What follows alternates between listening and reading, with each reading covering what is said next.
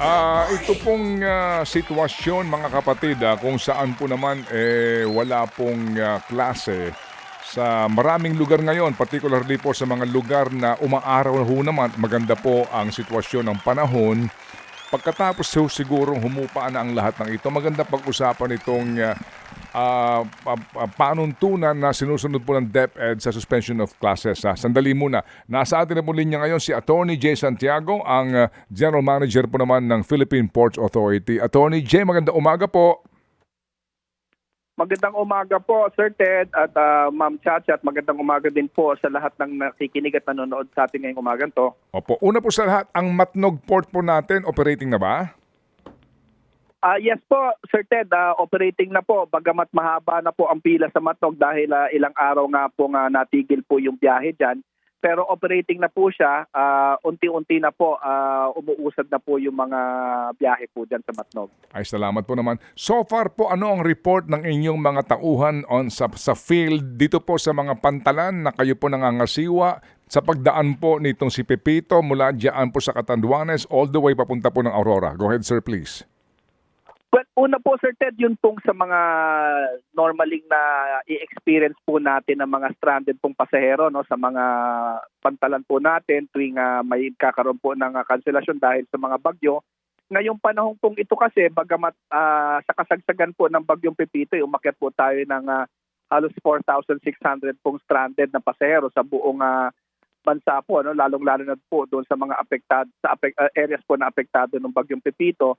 Medyo mababa po ito kumpara po sa mga nakaraang panahon dahil nakipag-ugnayan po tayo doon po sa mga local government units para po doon sa evacuation po, no, ng mga stranded na pasahero. Dahil doon po sa binigay na storm surge warning po ng Pag-asa na iniiwas po talaga natin sila doon po sa na maghintay po, no, o na magpalipas ng panahon doon po sa mga terminal natin dahil alam niyo naman po sa kasagsagan po ng bagyo, lalo-lalo na po kung may storm surge, peligroso po talaga yan. Nandyan po tayo sa delantera po ng pantalan. No? So, medyo mababa po yung stranded passengers po natin dyan. Insofar as damage naman po, ang talaga pong direct hit po natin, Sir Ted, ito pong dalawa po nating pantalan po sa Catanduanes, ano, dito po sa San Andres Port at saka sa Virac Port po. No? Although yung pong tama naman po dyan ay medyo superficial lamang po yung damages, usable po yung pantalan natin. Ang mga ano lang po dyan, may nabasag pong glass door, ganun po, or medyo na back pong bubong, ano, but otherwise usable po yung mga pantalan po natin doon po sa dinaanan po ng bagyong Pepito. Okay, that's good to know. Ano po, sir, sa Aurora, kumusta po? Well, sa Aurora po, dalawa po yung ano po natin dyan, Sir Ted, ang port po natin dito po sa Dingalan po at saka sa Kasiguran po, no? At wala naman po tayong na-experience pong damage doon. Salamat po sa Diyos. At wala naman po, bihira din naman po kasi yung traffic po ng vessel po dyan sa Dingalan po at saka sa Kasiguran po, no? So hindi naman po maapektuhan yung pong movement po ng relief po dyan at saka yung pong mga logistics po natin. Ay, salamat po na marami. Sige po, kasi nga sabi po sa Catanduanes, bukas po naman ng kanilang pantalan doon, kaya nga po maaari at saka wala na pong gale warning, so maaari na maglayag yung mga maghahatid po ng tulong sa Catanduanes na lubhang na pinsala po nitong si Pepito, Attorney Jay. Opo, ang unang connectivity po dyan, Sir Ted, mula po dyan sa Tabaco Albay papunta po sa Catanduanes.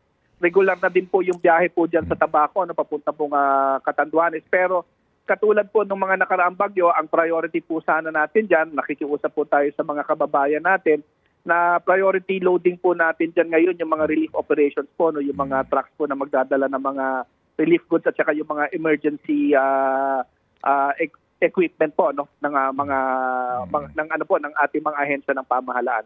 Opo, yung pong naandyan sa Manila port natin na mga na-stranded po, anong report ng yung mga tauhan, yung mga pauwi po ng Kabisayaan at Mindanao?